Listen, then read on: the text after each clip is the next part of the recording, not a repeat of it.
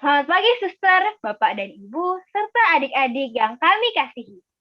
Nah, adik-adik sekalian, kalian pada tahu nggak nih, tanggal 27 Januari kita akan merayakan Hari Peringatan Santa Angela Merici.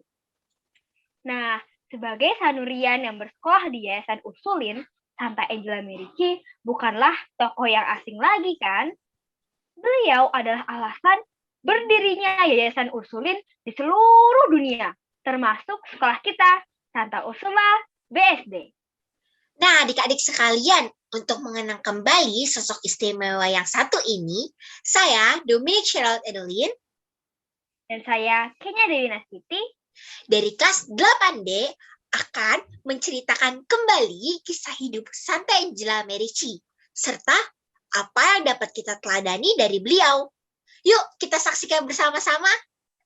Nah, adik-adik sekalian, Angela Merici lahir di Desenzano del Garda, Lombardia, Italia Utara, pada tanggal 21 Maret 1474. Ayahnya bernama Giovanni Merici, seorang bangsawan Brescia, sedangkan ibunya bernama Caterina de Bianchi, berasal dari Salo. Sejak kecil, Angela beragama Katolik loh. Keluarga ini kemudian berpindah ke Lagris, sebuah daerah di pinggiran kota, tempat ketiga putra dan dua putrinya bertumbuh dewasa dalam suasana alam pedesaan. Setelah kepergian kakak perempuan dan kedua orang tuanya, Angela tinggal dalam keluarga pamannya di Salo. Duh, kasihan ya. seperti gadis-gadis di Sensano pada umumnya, Angela tidak bersekolah, melainkan ia membantu orang tuanya di ladang dan di rumah. Pada masa itu, hanya gadis kaum bangsawan yang elit-elit yang bisa bersekolah. Namun, Angela menerima pendidikan yang sangat baik dari kedua orang tuanya yang saleh. Ibunya mengajarkan pekerjaan rumah tangga kepada putri-putrinya dengan rajin. Sedangkan setiap malam, ayah Angela menceritakan kisah hidup orang-orang kudus kepada Angela dan saudara-saudaranya. Salah satu orang kudus yang menjadi idola Santa Angela adalah Santa Ursula. Wah, keren banget ya. Pada saat itu, wabah penyakit kolera sedang berjangkit di seluruh Eropa. Banyak korban berjatuhan, termasuk kakak perempuan Angela. Peristiwa kematian kakaknya belum lepas dari ingatan Angela ketika wabah besar melanda Italia hari itu. Tanpa kenal belas kasihan, wabah itu menyerang seluruh penduduk Desenzano, termasuk kedua orang tua Angela. Angela yang kira-kira berusia 16 tahun, kini hidup sebatang kara dan yatim piatu. Karena itulah, Angela tinggal bersama pamannya, Biancoso di Bianchi, di kota Salo. Nah, adik-adik, keluarga Biancoso termasuk keluarga bangsawan menengah dan dikenal sebagai orang kaya di kota itu. Wih, keren ya. Cara kehidupan keluarga ini berbeda dengan keluarga Angela. Di rumah pamannya, segala sesuatu tersedia. Banyak pelayan yang siap sepanjang waktu melayani. Namun, Angela tak membiarkan dirinya dimanjakan. Di Salo, Angela belajar bergaul dengan kalangan pejabat dan terpelajar. Namun, ia juga bergaul dengan orang miskin dan sederhana. Ia juga lebih sering menghabiskan waktunya untuk berdoa kepada Tuhan dan hidup sederhana. Dengan tidur di atas lantai beralas tikar, berbantal batu atau sepotong kayu, dan sering berpuasa. Aku yakin banget nih, pasti kalian gak mungkin kan sekarang tidurnya cuma di alas tikar dan berbantal batu atau kayu. Nah, Salo juga memperkaya hidup rohani Angela. Ia mulai berkenalan dengan para biarawan Fransiskan untuk mengikuti Yesus dengan lebih dekat. Pada masa itu, para Fransiskan merasul dengan sangat hebat, sehingga banyak orang yang kagum dan terkesima. Selain berkhotbah, para Fransiskan ini juga melakukan jenis kerasulan lain, seperti membuka rumah yatim piatu, rumah gadai untuk orang miskin, rumah sakit, dan rumah penampungan. Wah, murah hati sekali ya para Fransiskan ini. Santo Fransiskus Asisi sendiri rupanya mau mengikutsertakan kaum awam dalam pengabdian mereka kepada gereja. dengan mendirikan Ordo Ketiga Fransiskan dan menyusun sebuah peraturan hidup bagi para anggotanya. Anggota Ordo Ketiga Fransiskan terdiri dari kaum awam yang menyadari tugas dan kewajiban mereka untuk berbakti kepada Tuhan. Karena merasa terpanggil, Angela masuk ke Ordo Ketiga Fransiskus agar lebih sering menerima komuni kudus.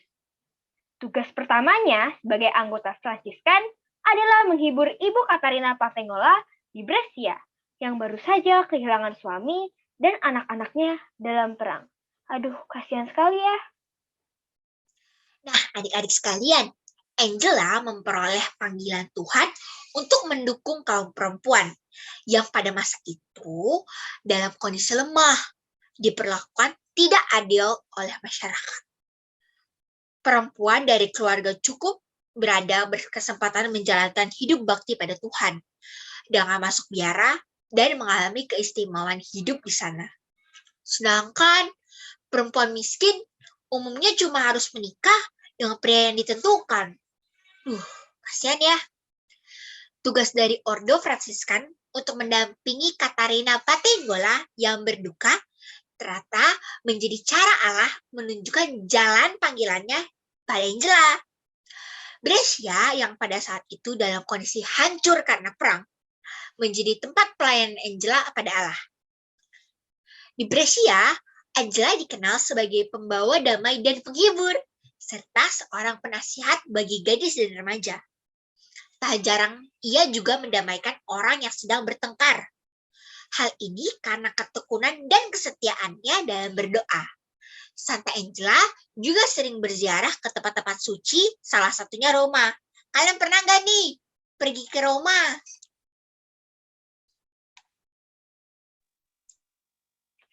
Maka pada akhirnya Brescia menjadi tempat Angela menjawab panggilan Allah. Di Brescia, Angela membentuk kompani, yaitu persekutuan para perempuan yang menjalani hidup bakti kepada Tuhan. Di tempat mereka berada dan bukan di biara. Kompani yang berdiri pada tanggal 25 November 1535 ini diberi nama Kompani Santa Ursula, berdasarkan idola Angela selama masih kecil. Keren banget gak sih? Pada awalnya, hanya terdapat 28 orang perempuan yang bergabung dan berikrar hidup kepada Tuhan serta sesama untuk melayani dengan merawat orang sakit, menghibur yang berduka, serta mengajar. Menjelang usia 70 tahun, kondisi Angela mulai melemah karena sakit. Di hari-hari terakhirnya, Angela menerima sakramen-sakramen terakhir dengan penuh semangat. Sebelum wafat, Angela dalam ekstase penuh sukacita berkata, "Ke dalam tanganmu, kuserahkan rohku." Ketika wafat, Angela tidak mengenakan pakaian seperti para pengikutnya, melainkan ia mengenakan jubah coklat kesayangannya, yaitu pakaian yang ia pakai saat berada di Ordo Santo Fransiskus. Tangannya memegang tongkat berziarah yang ia gunakan saat di Tanah Suci. Jenazahnya diistirahatkan di altar kapel gereja Santa Afra di Brescia. Nah, adik-adik sekalian, setelah mendengar kisah hidup Santa Angela, kita akan mengenal sikap spiritual Santa Angela. Dan bagaimana sih cara meneladaninya di kehidupan sehari-hari? Yuk kita perhatikan bersama-sama ya. Sejak masih berusia 5 tahun, Angela telah belajar melakukan disiplin tanpa diminta loh. Kok bisa sih? Angela kecil yang takjub mendengar kisah para kudus yang dibacakan sang ayah, menyulut tekad dan keberanian Angela untuk menjadi seperti mereka. Angela kecil adalah sosok anak yang gembira dan penuh semangat. Ia juga sangat baik dan tidak banyak bicara. Kadang-kadang ia tetap aja sih keras kepala dan melakukan kenakalan seperti anak yang lainnya. Namun, segera setelah menyadari kesalahannya, ia akan melakukan pengorbanan kecil untuk menebusnya. Dengan menjadi patuh, suka membantu, dan tidak mudah berengek. Yang Angela lakukan di masa kecil, karena rasa cintanya pada Yesus. Seperti yang dialami para kudus, hati Angela digerakkan karena Yesus yang mengasihinya hingga wafat di kayu salib. Mengikuti jalan Yesus, Angela menjadi anak yang rajin berdoa dan sering berpuasa. Angela membalas kasih Yesus dengan tumbuh menjadi anak yang peka dan pengertian terhadap orang lain. Nah, adik-adik semua, dunia kita sekarang ini ditandai oleh keanekaragaman kemudahan. Kalau mau makan, tinggal order di GoFood.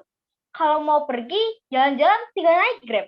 Semua udah ada aplikasinya tanpa kita perlu kemana-mana. Jadi, kita nggak usah bersusah payah deh.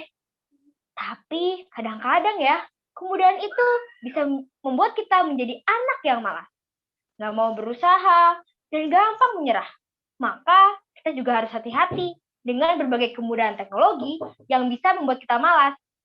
Menurut Santa Angela, kedisiplinan diri adalah salah satu cara untuk menjadi anak yang keren dan anti-mainstream. Wah, pasti pada mau kan ini? Santa Angela mendekatkan dirinya dengan Tuhan, menjadi peka dan mengenali kehendak Tuhan, serta menjadi kuat dan sanggup menjalani apapun yang Tuhan kehendaki untuknya. Gimana sih caranya? Ya tentu dengan berdoa. Kita mengalami masa sulit selama pandemi COVID-19. Rasanya kita kayak putus kontak dengan dunia di luar. Nggak bisa bermain di luar, tidak bisa belajar di sekolah dengan teman dan guru. Dan bahkan ada beberapa di antara kita yang berduka atas kepergian orang-orang tersayang karena terpapar COVID. Namun beruntungnya, kita punya keluarga yang selalu melindungi dan menjaga kita. Tuhan melindungi kita melalui keluarga dan orang-orang yang peduli terhadap kita. Nah, ternyata dengan berlatih disiplin diri, kita dapat belajar mengenali keinginan Tuhan. Tidak dengan seketika tentu saja, karena kan semuanya juga butuh proses. Kita akan dituntut langkah demi langkah. Kita bisa menangkap pesan Tuhan melalui kegiatan kita sehari-hari, melalui nasihat orang tua dan guru. Nah, adik-adik, pada peringatan Hari Santa Angela ini, kita diingatkan untuk belajar disiplin dan patuh pada nasihat orang tua dan guru. Saatnya kita untuk belajar bahwa kesulitan yang kita hadapi sekarang bukan untuk dihindari, namun untuk diatasi. Dengan semangat Santa Angela Merici, yuk kita lebih peduli terhadap keluarga, mama, papa, kakak adik, dan keluarga besar lainnya. Akhirnya, pasti kita bisa jadi pribadi yang utuh, cerdas, dan melayani. Nah, demikian kisah inspiratif dan teladan Santa Angela. Terima kasih teman-teman sudah mendengarkan dengan baik. Semoga kita semua selalu semangat dan tetap ikuti protokol kesehatan ya. Kami Kenya dan Dominic, mohon undur diri. Sekian dan terima kasih. Bye-bye.